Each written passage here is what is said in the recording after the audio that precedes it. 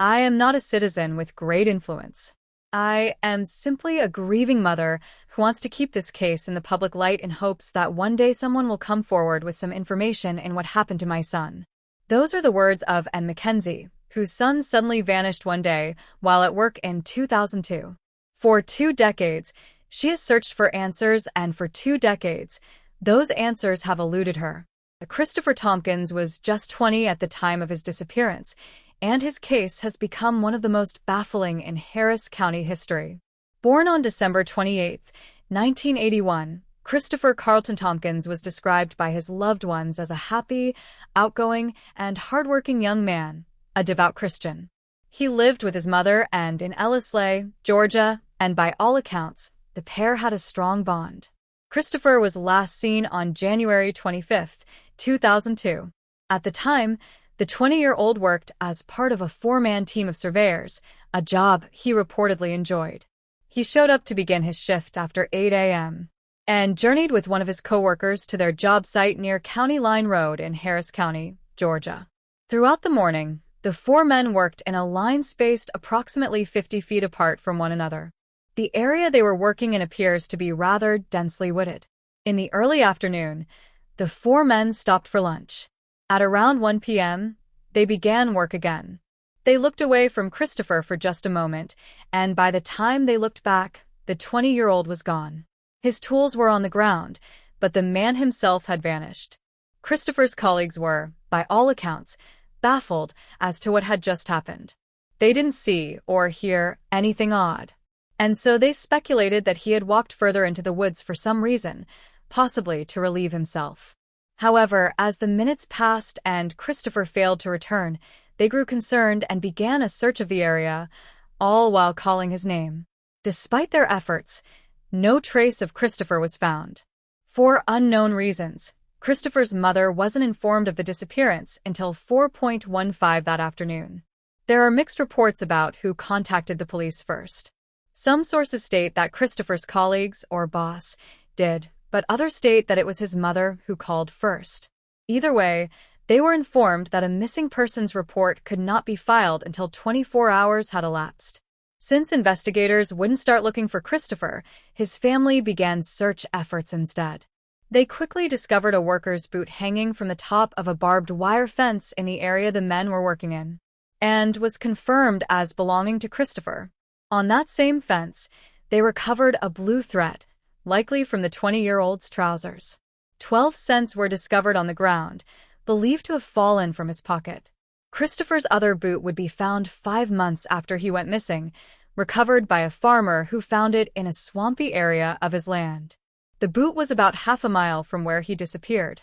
There were no signs of a struggle, and there was nothing to indicate where he might have gone or what might have happened to him. In the 20 years since Christopher vanished, no further evidence has come to light in his case. While the police spoke with the 20-year-old's colleagues, they didn't seem to garner any useful information. His boss reportedly told investigators that he'd been acting strangely in the days leading up to his disappearance, but it's unclear what was meant by this, as he did not elaborate on what sort of behaviors Christopher was exhibiting. Notably, Anne Mackenzie rejects this information, noting that her son had been behaving perfectly normal in the days before he vanished. She told WTVM that the morning of January 25, 2002, had been like any other. They both headed to work together and worked as a babysitter for Christopher's boss at around 8:10 a.m. She told authorities, "Chris lived with me and I saw him every day. There was neither strange behavior on his part nor any distress." Christopher's case was eventually closed. There was no sign of foul play, injury, or animal attack, and authorities concluded that the 20-year-old had simply decided to start a new life. Harris County Sheriff at the time, Mikey Jolie, said he walked off the job site, which was consistent with what the coworker said, walked through the woods, went over towards the interstate. "We believe that he got into an automobile and just left the area." Jolie noted, though, that his opinion changed when Christopher failed to contact his mother. He told WTVM, "My biggest fear is that when he came up missing in 2002, he went to a large city. Right after he came up missing, he might have overdosed or something else might have happened to him. Because he had no identification on him, that city went ahead and disposed of the body. Christopher's family, though, don't believe either of law enforcement's theories. His Aunt Rosalind noted that he didn't have a drug problem and that she didn't believe the 20-year-old had just walked away. "I don't believe he disappeared with one shoe. Who's gonna walk around with one boot on in the cold weather on a rural road? I don't believe that happened. They know what happened to Chris. They just not telling." The police never considered Christopher's colleagues suspects or persons of interest, despite them being the last people to see the young man alive before he vanished. One of the men retained a lawyer shortly after the disappearance, which has led to some suspicion in online true crime circles, but it is often said that hiring a lawyer before engaging with police is good practice, regardless of whether one is guilty or not. More notable is the fact that one of his coworkers was sentenced to prison for what is only described as a violent crime conviction, just months after the 20-year-old went missing. The names of the three men have never been made public, so finding out the exact nature of this violent crime is not possible at this time. There are four main theories about what became of Christopher: that he left to start a new life, that he met with an accident which was possibly covered up by his coworkers, that he had an accident, became disoriented, and got lost, or that he met with foul play, possibly at the hands of his coworkers. His mother believes that he will never come home, stating, "Truly believe in my heart that my son is no longer alive. However, I need closure. I need to know what happened that day and where my son's body is." 20-year-old Christopher Tompkins was last seen on January 25, 2002 near County Line Road in Harris County, Georgia. He is described as an African-American male with black hair and brown eyes. At the time of his disappearance, he weighed 130 pounds and his hair was braided.